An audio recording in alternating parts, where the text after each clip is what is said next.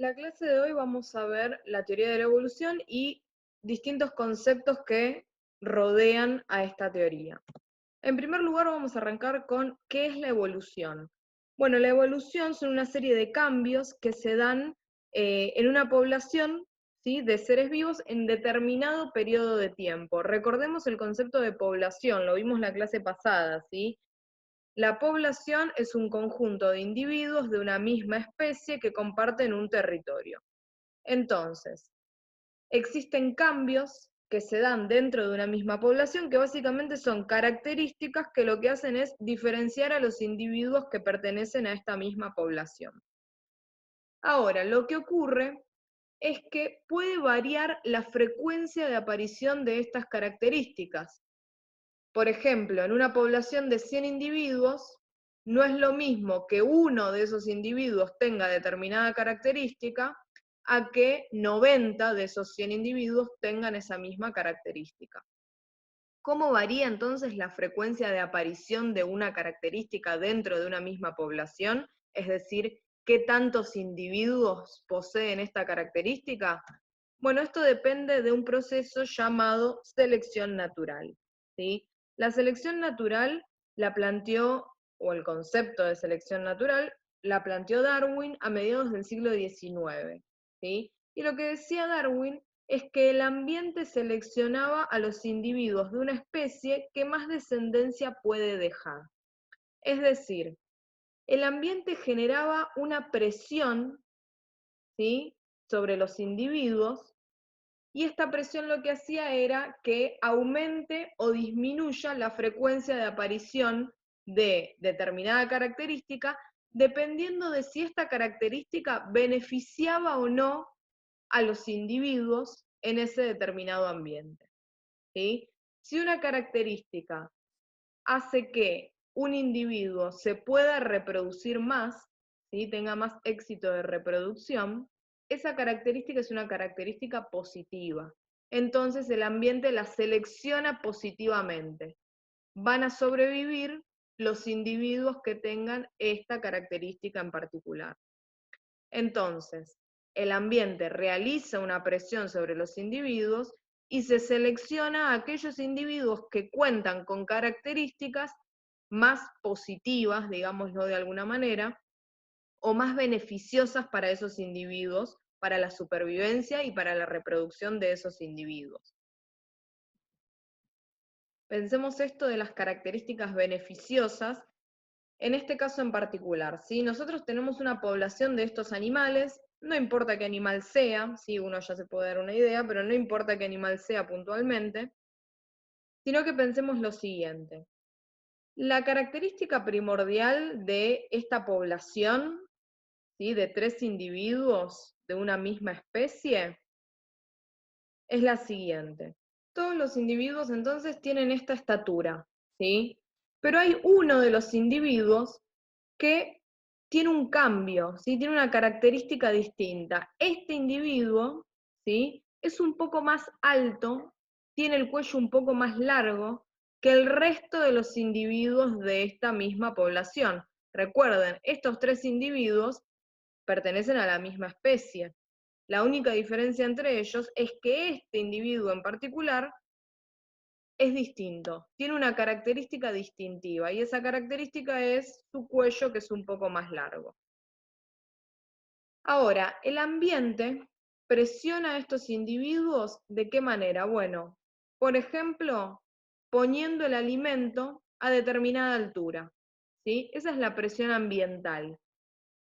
¿Cómo se sobreponen estos individuos a esta presión ambiental? Bueno, estos 2 individuos, este y este, si se fijan, no pueden alimentarse, no pueden alcanzar el alimento en el lugar en el que se encuentra, mientras que este individuo, que es el que tiene el cambio, ¿sí?, es el que tiene la característica distintiva, sí logra alcanzar el alimento. ¿Qué es lo que genera esto? Bueno, genera que este individuo y este individuo no puedan sobrevivir, no puedan sobrevivir.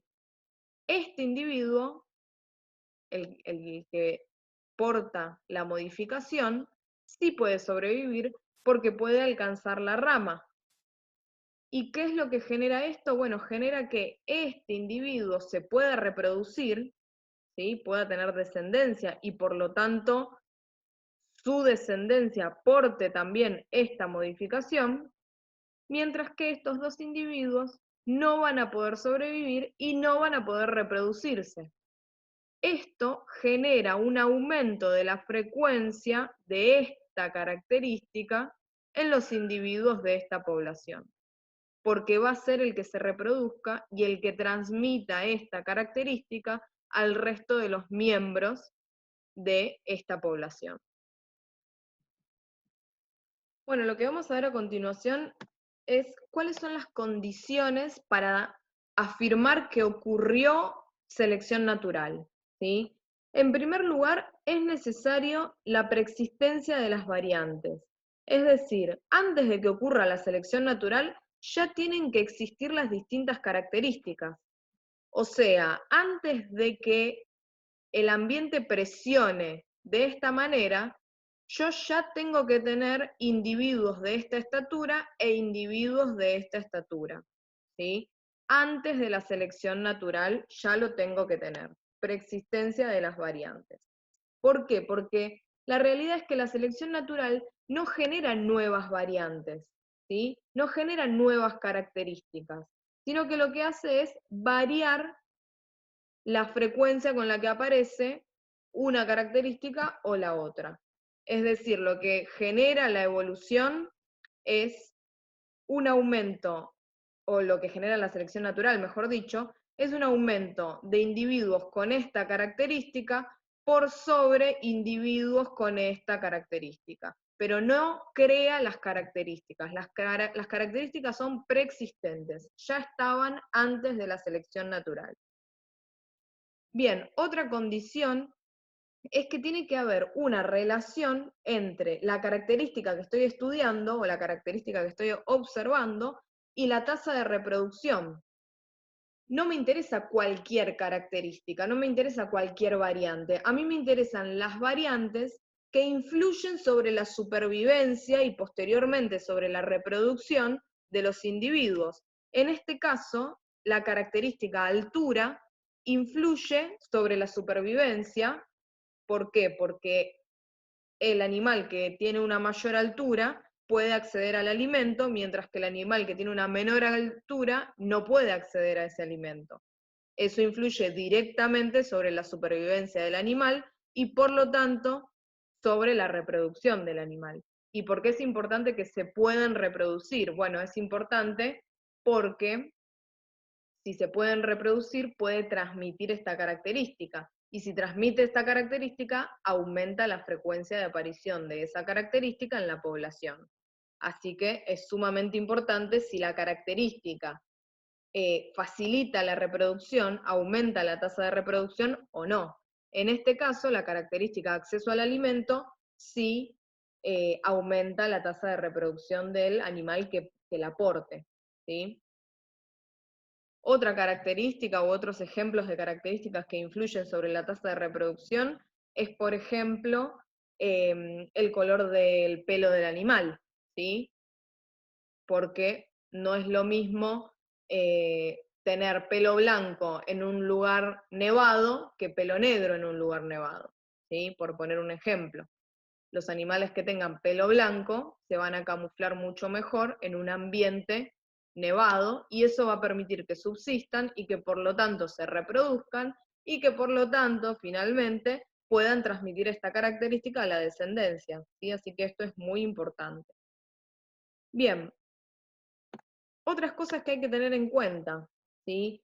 Para poder identificar un cambio evolutivo, tengo que mirar toda la población, ¿sí? Nosotros sabemos que el ambiente, al presionar, influye sobre individuos puntuales, pero para saber si hubo o no hubo evolución, yo tengo que ver toda la población. ¿Por qué? Porque tengo que observar la proporción en la que se presentan las variantes que estoy analizando.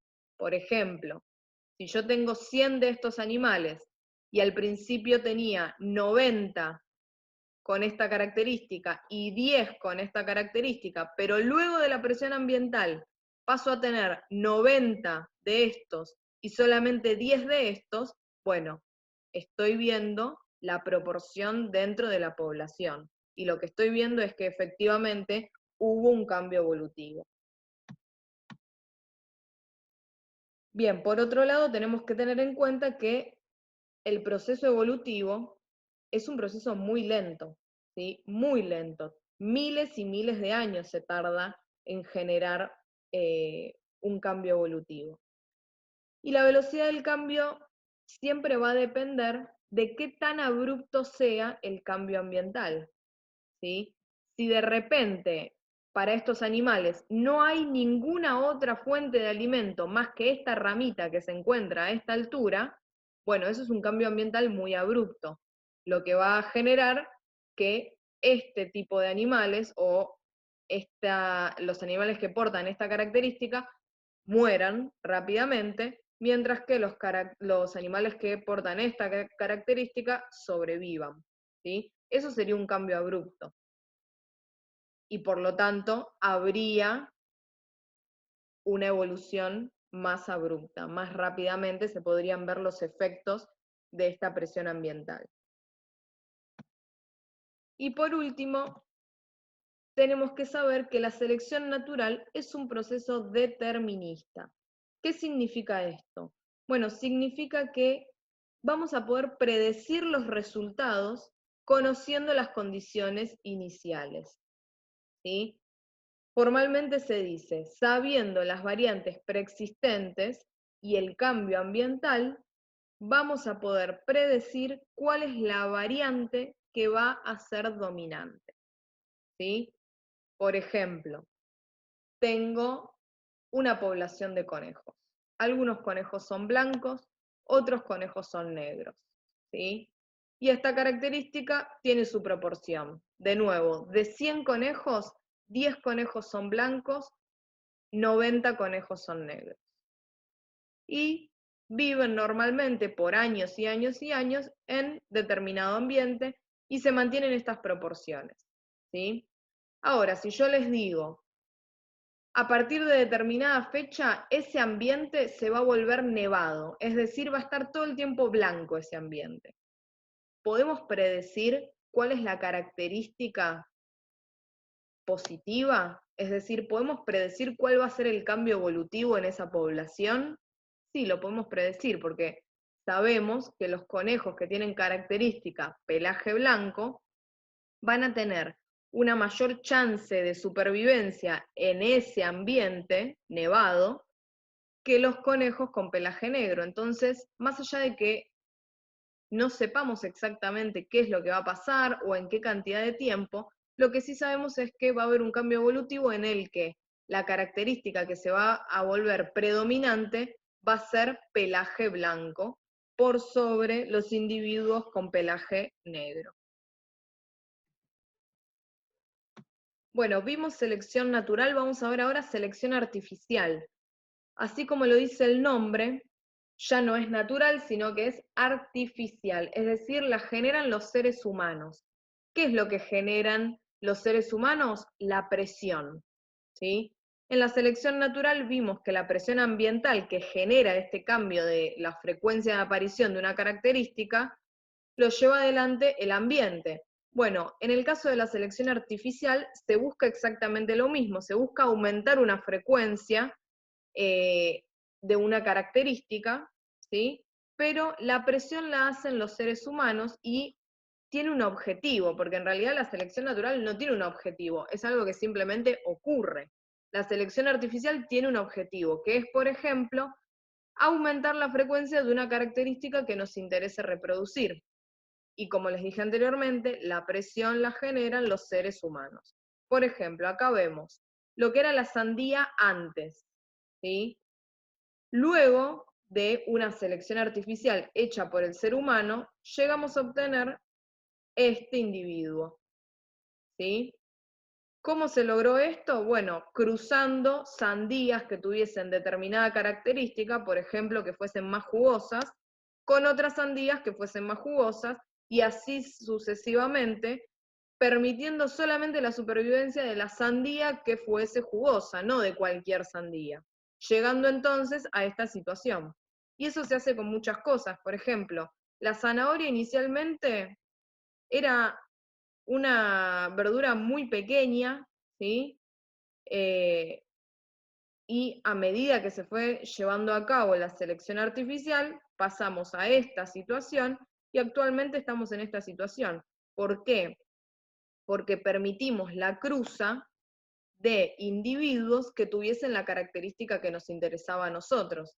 ¿Qué nos interesaba a nosotros? Bueno, que la zanahoria fuese más grande, que tuviese más vitaminas, por ejemplo, o que fuese más sabrosa a la hora de consumirla. Y de esta manera fuimos cruzando, y esto lo iniciaron los aborígenes, ¿sí? Fuimos cruzando individuos que portasen la característica que a nosotros nos interesaba. El choclo lo mismo, o el maíz. Era el choclo inicialmente. Miren cómo fue evolucionando hasta llegar a lo que conocemos ahora. Y de nuevo, evolucionó porque se cruzaron los individuos que portaban las características que nos interesaban. Los perros, exactamente lo mismo. Es una misma especie, pero tenemos distintas características y sabemos que todas descienden del lobo, ¿sí? ¿Qué es lo que hicimos? Bueno, por ejemplo, para generar al perro salchicha, ¿qué es lo que hicimos los seres humanos?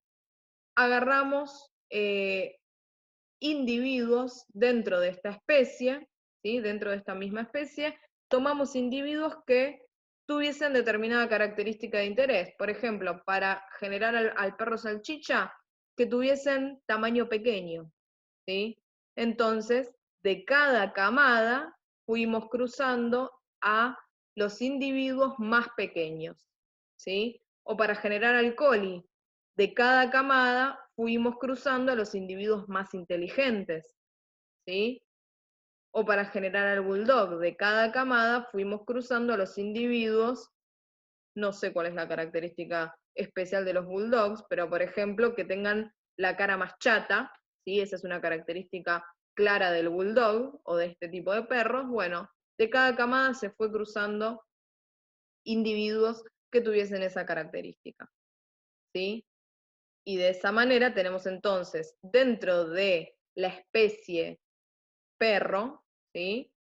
Por decirlo de alguna manera, no se llama perro la especie científicamente, pero dentro de esa especie tenemos individuos que tienen estas características, tenemos individuos que tienen estas y tenemos individuos que tienen estas características, dependiendo de cómo nosotros vayamos cruzando a los individuos basándonos en sus características y basándonos en qué características queremos nosotros que tenga la descendencia. Eso es entonces selección artificial. Bien, a continuación vamos a ver un modelo evolutivo que es paralelo al de selección natural, ¿sí? Y es el modelo evolutivo estocástico. Las características que tiene es que es un modelo que es completamente al azar, que tiene mayor incidencia sobre poblaciones más pequeñas, es decir, compuestas por una menor cantidad de individuos, ya que a medida que aumentan los individuos es la selección natural lo que tiene mayor incidencia, ¿sí? Entonces todo lo que es modelo evolutivo estocástico va a influir principalmente sobre poblaciones de pocos individuos, ¿sí? Y una característica importantísima, básica del modelo evolutivo estocástico, es que es imposible predecir el resultado final del proceso a pesar de tener las condiciones iniciales de partida, es decir, opuesto a lo que habíamos dicho sobre la selección natural. Sobre la selección natural dijimos que conociendo cuál era la presión ambiental y cuáles eran las características iniciales, podíamos suponer qué es lo que iba a pasar, cuál iba a ser la característica predominante. En el caso del modelo evolutivo estocástico, esto no ocurre, ¿sí? Esto no ocurre, no lo puedo predecir de ninguna manera. Hay distintos tipos de modelos evolutivos estocásticos, ¿sí? Tenemos deriva génica, migración y mutación, ¿sí? Esos son los tres tipos o los tres modelos dentro del modelo evolutivo estocástico. Vamos a empezar por deriva génica, ¿sí? Lo que ocurre en la deriva génica es la modificación de la composición genética en poblaciones de pocos individuos, como ya dijimos, de manera absolutamente azarosa. ¿Qué es?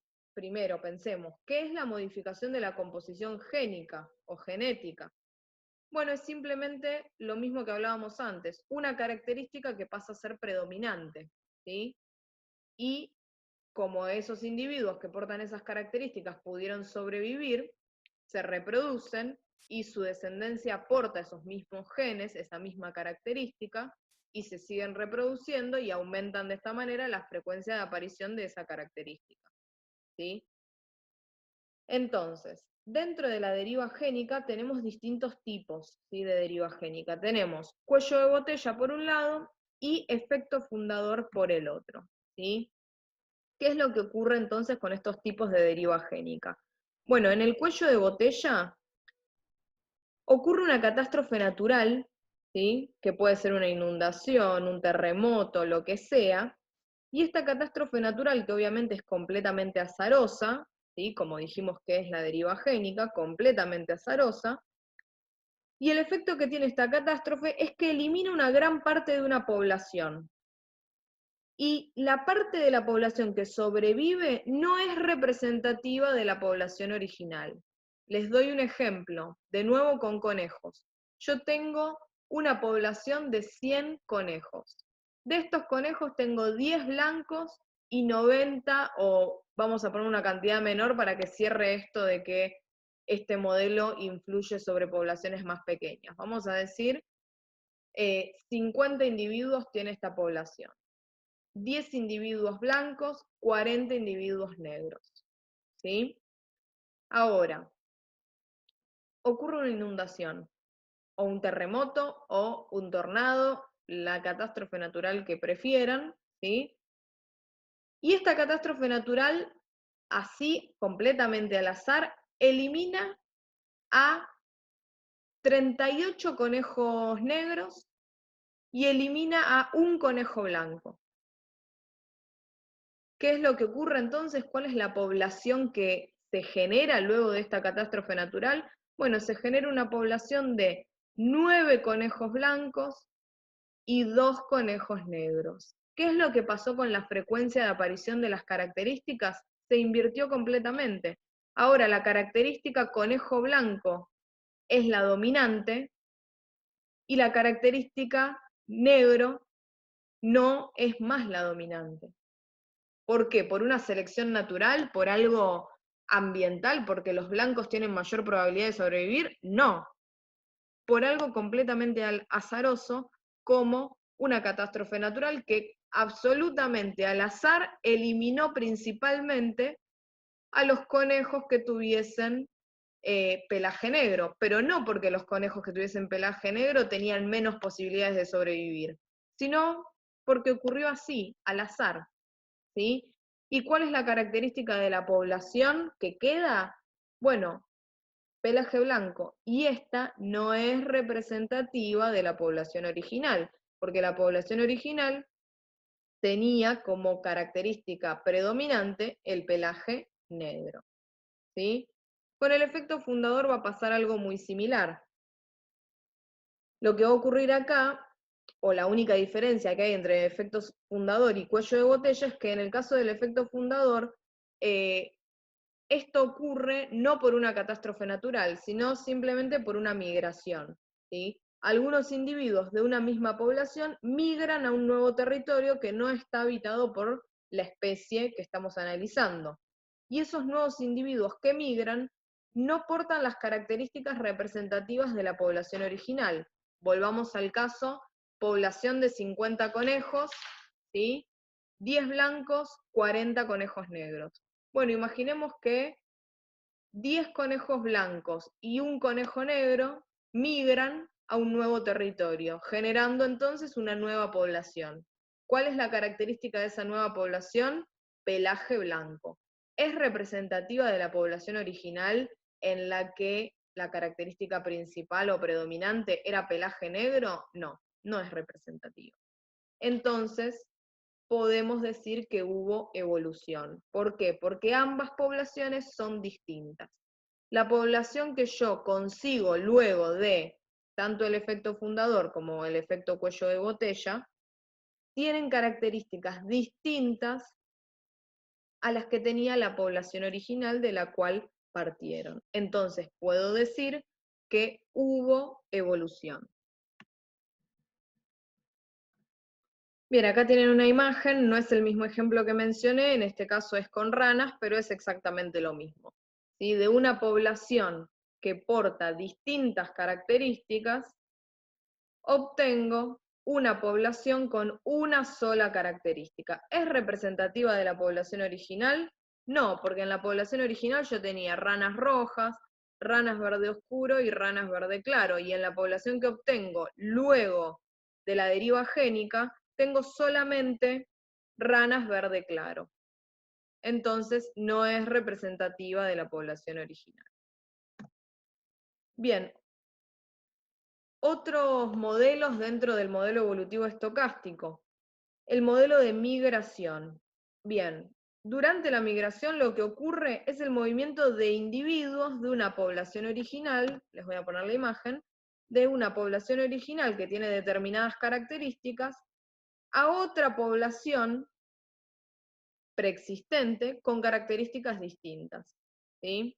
Por ejemplo, este bichito que es color marrón claro, migra, se va a otra población compuesta, ojo, compuesta por individuos de la misma especie, ¿sí? Compuesta por individuos de la misma especie, porque todos estos son el mismo bichito, solo que este tiene característica color marrón claro y este tiene característica color verde, ¿sí? Entonces, uno de esos bichitos migra a otra población que porta esta característica, y algo fundamental es que logra éxito reproductivo, es decir, este bichito migra, se reproduce con estos otros bichitos, ¿sí? Que tienen una característica distinta, y lo que se genera entonces es flujo génico, es decir, los genes que porta el bichito que tiene esta característica se mezclan con los genes que portan los bichitos que tienen esta característica.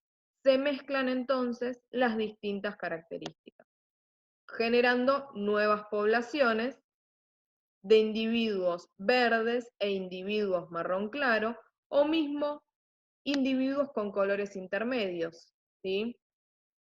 Pero lo importante es que los nuevos individuos, las descendencias, tienen ahora genes mezclados de ambas poblaciones, de esta y de esta. Y eso es flujo génico. ¿Cómo es que ocurre el flujo génico? Bueno, sí o sí se tiene que lograr éxito reproductivo, ¿sí? ¿Y qué es lo que genera el flujo génico?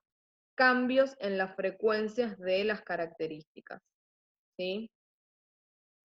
Entonces, sí o sí necesito la reproducción y el intercambio entonces de genes para que la frecuencia de estas características cambie.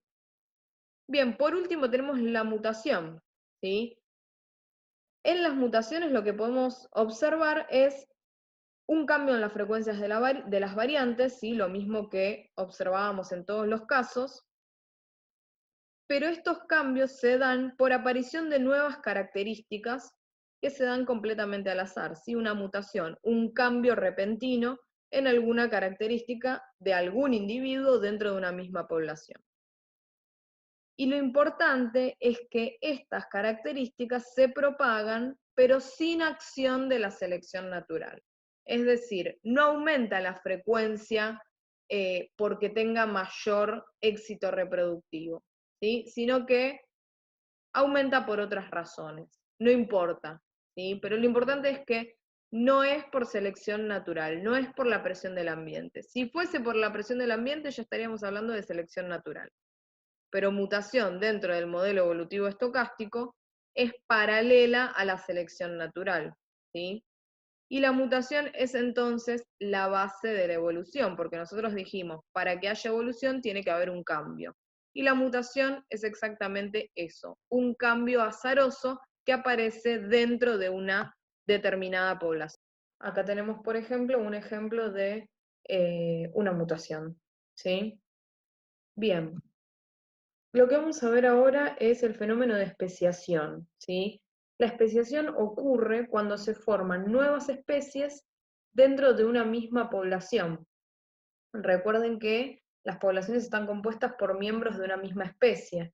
Bueno, lo que puede ocurrir es que estas diferencias de las que estuvimos hablando todo este tiempo se vuelvan tan marcadas que lo que inicialmente era una misma especie ahora se divida en distintas especies, ¿sí? Entonces vamos a ver distintos tipos de especiaciones. Las dos principales son especiación alopátrica y especiación simpátrica, ¿sí?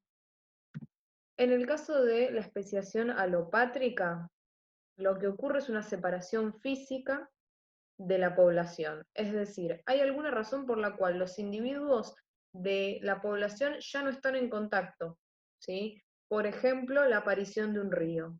Eso es una separación física entre, obviamente, dos grupos de individuos de una misma especie. Aparece un río, la población se divide, ¿sí? Y ambos grupos, a un lado y al otro del río, van a evolucionar por caminos separados, ¿sí? ¿Por qué? Porque tal vez las presiones ambientales de un lado y del otro del río son distintas. Entonces, van a ir evolucionando por caminos separados, van a ir acumulando tantas diferencias que va a llegar un momento en el que si vuelven a juntarse, por ejemplo, si el río desaparece, no van a poder reproducirse porque se volvieron distintas, ¿sí? Tan distintas que ya ni siquiera pueden reproducirse. Y si no se pueden reproducir, eso significa que son especies distintas. Y cuando digo no se pueden reproducir, me refiero a biológicamente no se pueden reproducir, ¿sí? Si no se pueden reproducir, son especies diferentes. Este es un caso de aislamiento reproductivo por aislamiento físico. Es decir, una separación física genera una separación reproductiva y por lo tanto la generación de nuevas especies. Después tenemos la especiación del tipo simpátrica. En este caso es o se genera un aislamiento reproductivo sin aislamiento físico. Es decir, ese ejemplo del río no existe, ¿sí?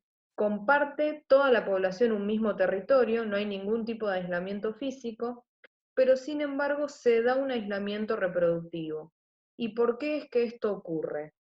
Bueno, esto ocurre, por ejemplo, por sucesos de discriminación dentro de la misma población, o por aparición de diferentes comportamientos reproductivos. Por ejemplo, algunos individuos dentro de la misma población se aparean de día y otros individuos se aparean solamente de noche.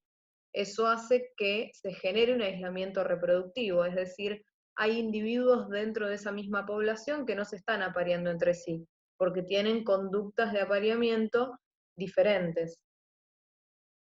Entonces, esto lo que genera es un aislamiento reproductivo. Y como hay aislamiento reproductivo, no hay flujo génico. Y si no hay flujo génico, hay acumulación de características diferentes. Y si las características diferentes se acumulan a lo largo de mucho tiempo, va a llegar un momento en el que van a ser tan distintas o tan distintos estos dos grupos de individuos, por poner un ejemplo, que ya se van a tratar directamente de especies diferentes. Bien, acá tenemos un ejemplo, ¿sí? La mosca del gusano de la manzana. Estas moscas inicialmente ponían sus huevos en un árbol, ¿sí? Luego, algunas de estas moscas comenzaron a poner sus huevos en manzanas directamente, ¿sí? No en el árbol, sino directamente en la fruta. Y esto hizo, esta diferencia de comportamientos reproductivos, hizo que se generen dos grupos de moscas. Un grupo de moscas que pone los huevos en el árbol y otro grupo de moscas que pone los huevos en el fruto, en la manzana. Y lo que ocurre es esto, que los machos buscan pareja en el mismo tipo de fruta en el que crecieron y las hembras ponen sus huevos en el mismo tipo de fruta en el que crecieron. Entonces vamos a tener dentro de la que inicialmente era una misma población, que era la mosca del gusano de la manzana, ¿sí? Vamos a tener dos grupos. un grupo que va a ser el que se aparee en el tronco del árbol y ponga sus huevos ahí, y otro grupo que se aparee en la fruta y ponga sus huevos ahí. Ese es un tipo de aislamiento reproductivo sin aislamiento físico. Bien, y después tenemos un par de mecanismos de especiación intermedios, ¿sí? Que no son tan marcadamente distintos como alopátrica y simpátrica, sino que son intermedios. Vamos a tener especiación peripátrica y especiación parapátrica, ¿sí? La especiación peripátrica es un tipo especial de especiación alopátrica, ¿sí? Y lo que ocurre es que hay aislamiento geográfico, ¿sí? Hay cierto aislamiento geográfico, esto significa no es tan determinante como en el caso de la aparición del río, como yo mencionaba antes, sino que hay cierto aislamiento, y los distintos grupos que se generan van a evolucionar de manera distinta, tanto por cuestiones adaptativas, es decir, por selección natural, o por deriva génica. Entonces, es un caso de especiación alopátrica, pero más suave, por decirlo de alguna manera. Y después tenemos la especiación del tipo parapátrica. Este es un tipo especial de especiación simpátrica, y en este caso lo que ocurre es que los individuos se aíslan reproductivamente, pero habitan homogéneamente todo el territorio, es decir, comparten todo el territorio, ¿sí? Pero sin embargo existe este aislamiento reproductivo. Y fíjense que en el caso este de la especiación del tipo parapátrica, no hay una barrera concreta, sea geográfica o sea aislamiento reproductivo por distintas costumbres reproductivas, sino que simplemente el flujo génico es escaso, ¿sí? Simplemente por alguna razón azarosa no se reproducen los individuos de la población o se reproducen poco, ¿sí? No hay ninguna barrera concreta para el flujo génico, sino que simplemente escasea. Bueno, vamos a pasar ahora sí directamente a lo que es teoría de la evolución, ya que vimos todo lo previo que hay que saber para poder entenderla, ¿sí? Retomemos un poco lo que vimos en la primer clase. Vimos que había una teoría que era la teoría uniformista, que fue una teoría muy importante porque se oponía al fijismo y al creacionismo, ¿sí? La teoría uniformista afirmaba que la Tierra tenía muchísimos años, ¿sí? En contra de lo que decía el creacionismo, que afirmaba que solamente tenía máximo 6.000 años, ¿sí? Bueno, la teoría uniformista no, afirmaba que la Tierra era muy, muy antigua y que todo lo que ocurría en la Tierra había sido generado por procesos lentos y graduales, ¿sí? Entonces afirmaba esto, que la Tierra tenía una larga, larga, larga historia, no era algo reciente. Bueno, el surgimiento de la teoría uniformista y de estos cambios graduales dio pie a la teoría de la evolución, ¿sí? Porque metía ya este concepto de cambio en mucha cantidad de tiempo, ¿sí? A lo largo de un gran tiempo. Además de todo esto, afirmaba que el cambio era algo completamente normal, la teoría uniformista, ¿sí? Que sí o sí todos los individuos iban cambiando a lo largo del tiempo, ¿sí? Completamente opuesto a lo que era el fijismo. Y esto fue muy importante porque todo esto que estamos hablando del cambio y del tiempo, etcétera, tiene mucho que ver con todo lo que estuvimos hablando de la evolución hasta ahora, ¿sí? Bien, el primero que habló de evolución fue Lamarck, ¿sí? Más allá de que actualmente está muy desprestigiado porque por esta competencia con Darwin, digamos, de quién tenía razón con la teoría de la evolución, fue una persona muy importante Lamarck, porque fue la primera persona que utilizó, digamos, el término evolución, ¿sí? Más allá de que vamos a ver que algunas cosas que él decía estaban erradas y que Darwin las pudo explicar mejor, aún así fue una persona muy importante para todo lo que es eh, evolución, ¿sí? En 1801, Lamarck propuso que todas las especies descienden de otras especies más antiguas, ¿sí? Eso principal. Todas las especies descienden de otras, ¿sí? Evolución, básicamente. Y lo que decía también es que los cambios que sufrían los individuos, ¿sí? Todas estas modificaciones, dependían de varias cosas, ¿sí? En primer lugar, dependían de cambios ambientales. ¿Por qué? Porque él decía, cuando el ambiente cambia, plantea nuevos requerimientos, es decir, le pide a los organismos otras cosas para que puedan adecuarse y sobrevivir, ¿sí? Entonces, cuando el ambiente cambia, le exige a los organismos que se adapten a ese cambio de alguna manera para su supervivencia.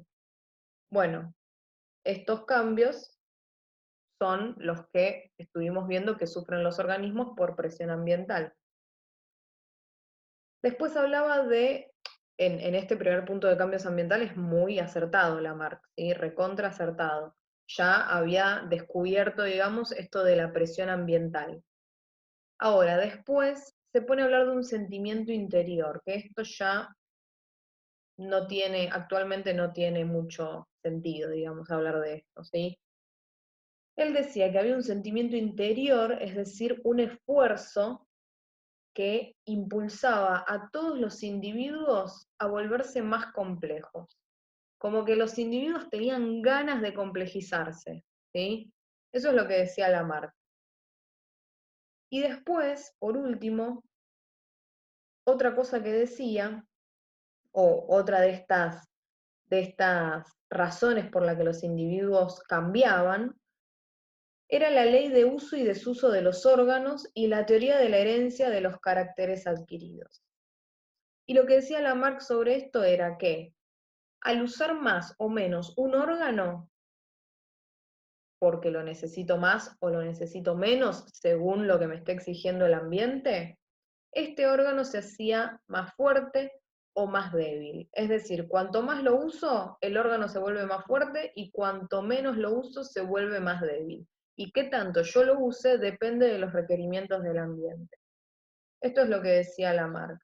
Y otra cosa que decía sobre este mismo punto es que todos los cambios adquiridos son heredados por la descendencia. Por ejemplo, decía que, imagínense, si yo me corto un dedo, mis hijos van a nacer con un dedo menos. Eso es lo que decía Lamarck sobre la herencia. Herencia de los caracteres adquiridos. Yo les pongo este ejemplo para que vean que actualmente es ridículo pensar en la herencia de los caracteres adquiridos, ¿sí? No ocurre de esta manera y eso ya lo tenemos claro.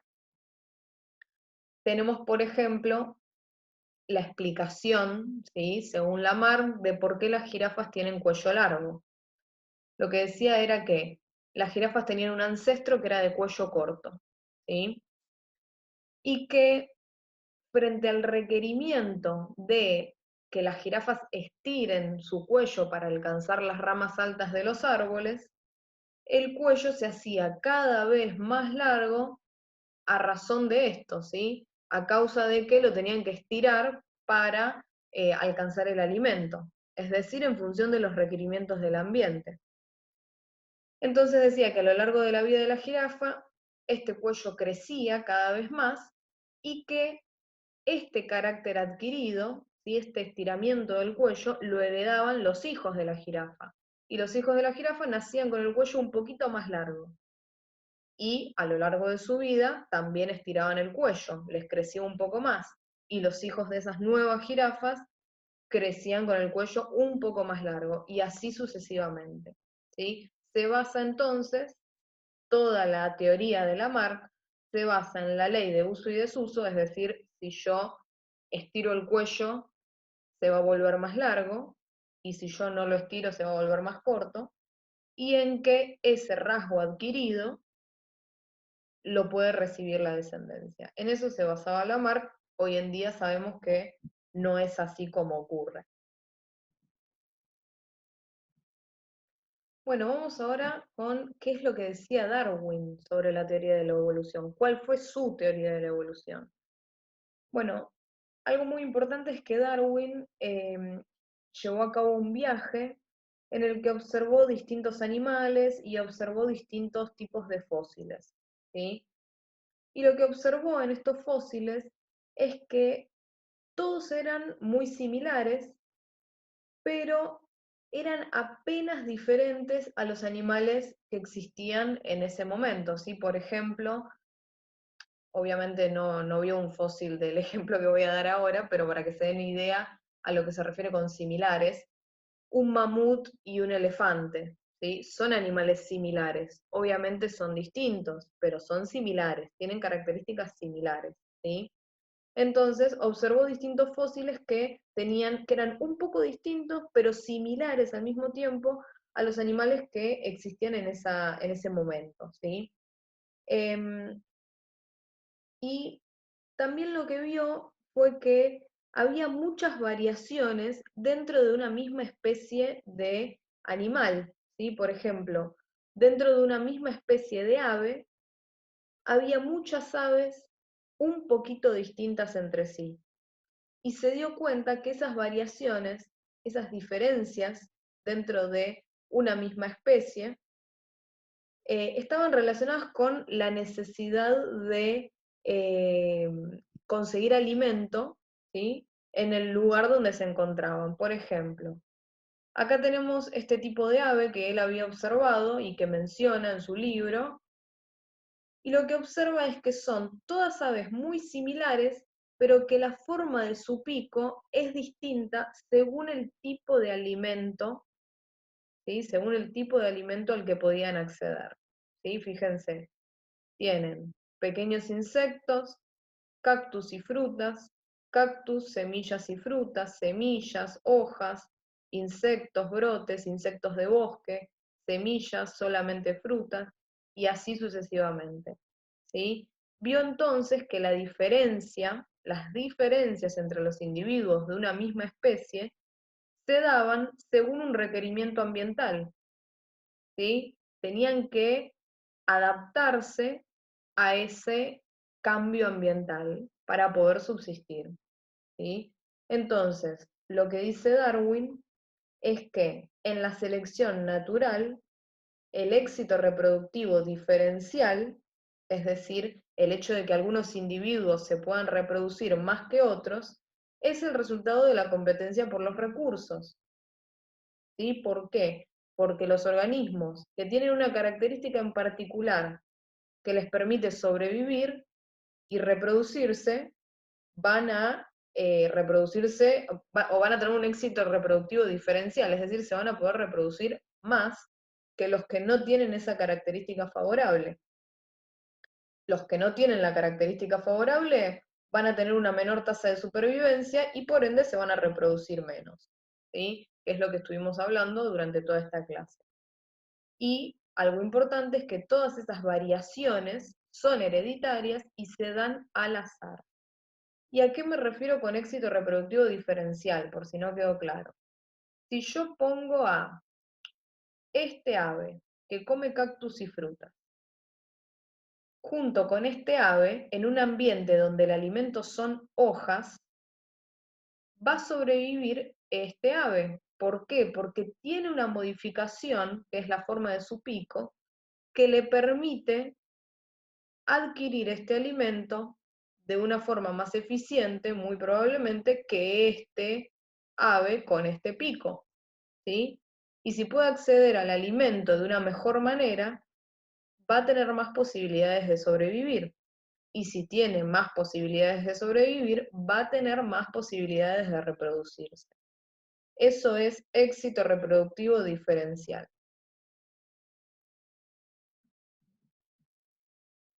Bien, lo que vamos a ver ahora son las premisas de la teoría de la evolución de Darwin, ¿sí? Es decir, las afirmaciones, por decirlo de alguna manera, que rodean a esta teoría de la evolución, ¿sí? La primera, muy importante, los organismos provienen de organismos similares a ellos, ¿sí? Es decir, no pueden cambiar de una punta a la otra, sino que siguen una cadena, digamos, en la que el organismo previo es muy similar al organismo siguiente, solo que con pequeñas diferencias. Bien, la siguiente premisa dice, el número de descendientes que sobreviven y se reproducen en cada generación es menor que el número inicial de descendientes. ¿Sí? Esto tiene sentido, ¿sí? Imaginemos que en una primer camada tenemos 20 individuos. De esos 20 individuos, por presión ambiental sobreviven 15. Esos 15 individuos se reproducen, van a ser menos, ¿sí? Siempre van a ser menos los que sobreviven que los que había inicialmente. ¿Por qué? Porque se genera una selección natural que hace que algunos mueran y que otros sobrevivan. Bien, la tercera, ¿sí? La tercera premisa, afirma que en cualquier población existen variaciones entre los individuos y algunas de ellas son heredables, ¿sí? Simplemente todos los individuos o la mayoría de los individuos de una población son distintos. Algunas de esas características distintivas las heredan la descendencia y otras no. El número de individuos que sobrevivan van a depender de la interacción entre las variaciones de los individuos, que pueden ser positivas o negativas, y el ambiente. Es decir, los individuos van a tener características distintivas, ¿sí? Van a tener alguna característica. Ahora, esa característica, esa variación, ¿es positiva? Es decir, en ese ambiente, ¿me permite sobrevivir o es negativa? No me ayuda a sobrevivir. Eso significa que una variación sea positiva o negativa. Si la variación es positiva, si me ayuda a sobrevivir, entonces el número de individuos que sobrevivan va a ser alta. Si es una variación negativa, no me ayuda a sobrevivir, entonces el número de individuos que sobrevivan, que porten esa característica, va a ser baja. Bien, otra de las premisas. Dado un tiempo suficiente, la selección natural, si actúa sobre dos poblaciones de una misma especie, puede generar una acumulación de cambios de manera que se produzcan dos especies diferentes. Y es también lo que estuvimos viendo cuando hablábamos de especiación, ¿sí? Selección natural y mucho tiempo puede generar especies diferentes descendientes de una misma especie. Esas son entonces todas las premisas de la teoría de la evolución de Darwin. Bien, ¿cuáles son las evidencias de la teoría de la evolución? En primer lugar tenemos la observación directa, como por ejemplo la que les mostré anteriormente en el caso del pico de las aves, ¿sí? Fenómenos evolutivos en pequeña escala. Otro ejemplo que si este tema lo vieron en el colegio seguro se los mencionaron, es el de un tipo de polilla, ¿sí? Un tipo de polilla que dentro de la población, ¿sí? De esa misma especie de polilla, había una variante. Teníamos por un lado una polilla negra y por otro lado una polilla eh, blanca o gris, si quieren, ¿sí? Bien, inicialmente este color de polilla era la principal, ¿sí? Es decir, la mayoría de los individuos, la característica dominante era esta. ¿Por qué? Porque estas polillas se apoyaban en el tronco de los árboles y fíjense qué bien que se podía camuflar la polilla gris en el tronco de los árboles. Eso hacía que este tipo de polilla tuviese una mayor tasa de reproducción que este tipo de polilla. Porque si esta polilla se apoya en este árbol, se ve a simple vista, mientras que esta polilla pasa desapercibida. De esta manera se protege de los depredadores y tiene una mayor posibilidad de sobrevivir y por ende de reproducirse y que sigan naciendo polillas con esa misma característica. Ahora, ¿qué es lo que ocurrió? Luego de la industrialización, lo que en ese momento eran las ciudades, esto hace mucho tiempo, sí, obviamente, lo que eran las ciudades comenzaron a llenarse de, no es polvo la palabra, no lo estoy recordando, hollín es la palabra que estoy buscando, se empezaron a llenar los árboles de hollín. Entonces, la superficie de los árboles, en vez de ser de este color, pasó a ser de este color. luego de la industrialización, ¿sí? Porque, bueno, las fábricas generaban humo, hollín, etcétera, y eso se pegaba al tronco de los árboles, poniéndolos de este color, ¿sí? Bueno, frente a esta situación, ¿qué es lo que ocurrió? Se vio un aumento de polillas con esta característica, un aumento con polillas color negras. ¿Por qué? Porque en este nuevo ambiente en el que ahora los troncos son oscuros, tiene mayor posibilidad de reproducción este tipo de polilla que este tipo de polilla, porque la polilla blanca ya no se puede camuflar bien, mientras que la polilla negra se camufla perfecto. ¿Cuál tiene más chance de sobrevivir entonces? La polilla negra. Y es por eso que se vio un aumento del número de individuos de esa misma especie que tenía esta característica. Ese es un caso entonces de observación directa, fenómeno evolutivo en pequeña escala. Bien, otra evidencia de la teoría de la evolución es la biogeografía, ¿sí? Y lo que dice la biogeografía es que tanto las características de los animales como de las plantas, ¿sí? Y en realidad de cualquier individuo, depende del lugar geográfico donde se encuentran. Y esa es la razón por la que en un desierto tenemos una planta como esta, pero en un lugar húmedo tenemos una planta como esta. ¿Cuál es la razón de que esto ocurra?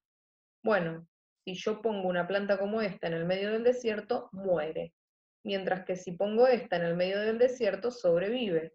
Esta está mejor adaptada a ese ambiente. Esa es una de las evidencias entonces de la teoría de la evolución, biogeografía. Después tenemos registros fósiles, ¿sí? Los registros fósiles lo que revelan es una serie de patrones donde podemos observar que la especie más simple siempre precede a la más compleja. Por ejemplo, en este caso lo que estamos observando es la evolución de los fósiles hasta llegar al caballo actual. Este es el caballo actual, ¿sí? Y fíjense cómo vamos desde algo bien simple hacia algo cada vez más complejo. No solo por el tamaño, sino también por el número de huesos, etc. ¿Sí? Entonces, volvemos a esto de que todos los individuos tienden a la complejización.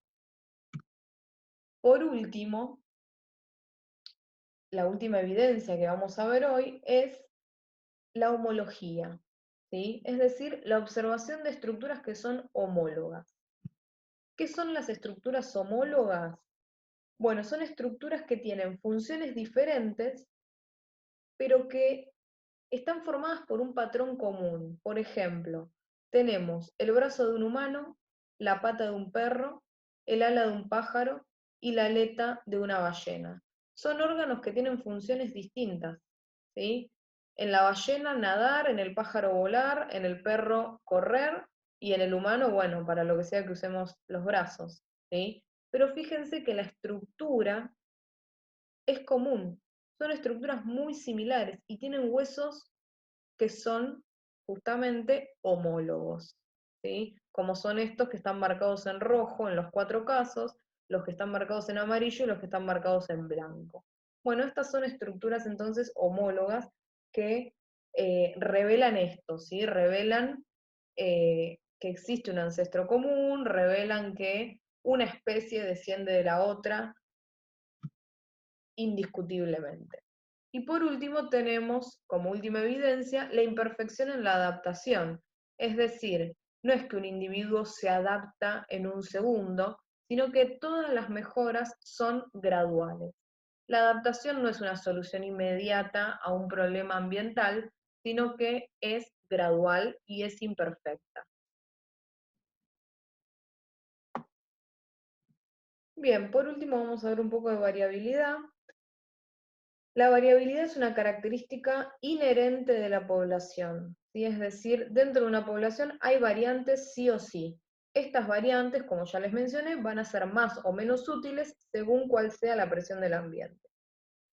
Sabemos también que los individuos dentro de una población no son genéticamente uniformes, es decir, no todos tienen los mismos genes, sino que algunos tienen una variación genética, ¿sí? Hay dos escuelas que explican esto. Tenemos una escuela que se llama seleccionista y una escuela que se llama neutralista, ¿sí? Em,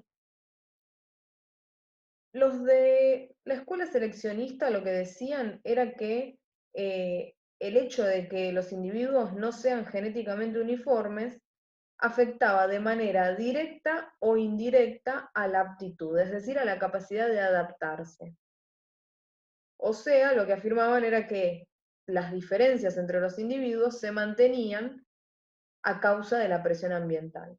Mientras que los neutralistas lo que proponían era que las variaciones en realidad no influían sobre la aptitud, ¿sí? O sea, planteaban cosas opuestas. ¿De qué hablamos cuando hablamos de variabilidad o de cambios o de que los individuos no son genéticamente eh, idénticos? Bueno, estamos hablando de que hay individuos que portan mutaciones genéticas. Las mutaciones genéticas son cambios en el ADN que son heredables, es decir, la descendencia los tiene también tiene estas mutaciones. Y hay distintos tipos de mutaciones. Hay mutaciones cromosómicas, que son las que afectan al número o a la forma de los cromosomas, y hay mutaciones génicas, ¿sí? Si es que ocurren en algún gen puntual, se llaman de esa manera. Algo muy importante de las mutaciones es que ocurren de manera espontánea y azarosa, es decir, nadie puede predecir una mutación y no hay una razón, sino que ocurre, ¿sí? Sin embargo, en la actualidad, ¿sí? Como estamos muy expuestos a la radiación y a distintos químicos, etc., esos se consideran estímulos externos que facilitan la posibilidad de que ocurra, es decir, aumentan la posibilidad de que ocurra una mutación. Y algo importante, más allá de que tenemos estos estímulos externos, es que las mutaciones son independientes del ambiente. Las mutaciones son independientes del ambiente. Es decir, el hecho de que un conejo crezca en un lugar nevado no significa que vaya a tener una mutación que lo haga blanco, ¿sí? No funciona así. Es lo que les dije al principio. La presión ambiental no genera nuevas variantes. Lo único que hace la presión ambiental es permitir que una de las variantes aparezca mucho más frecuentemente que la otra, pero no genera variantes. Las variantes son preexistentes a la selección natural.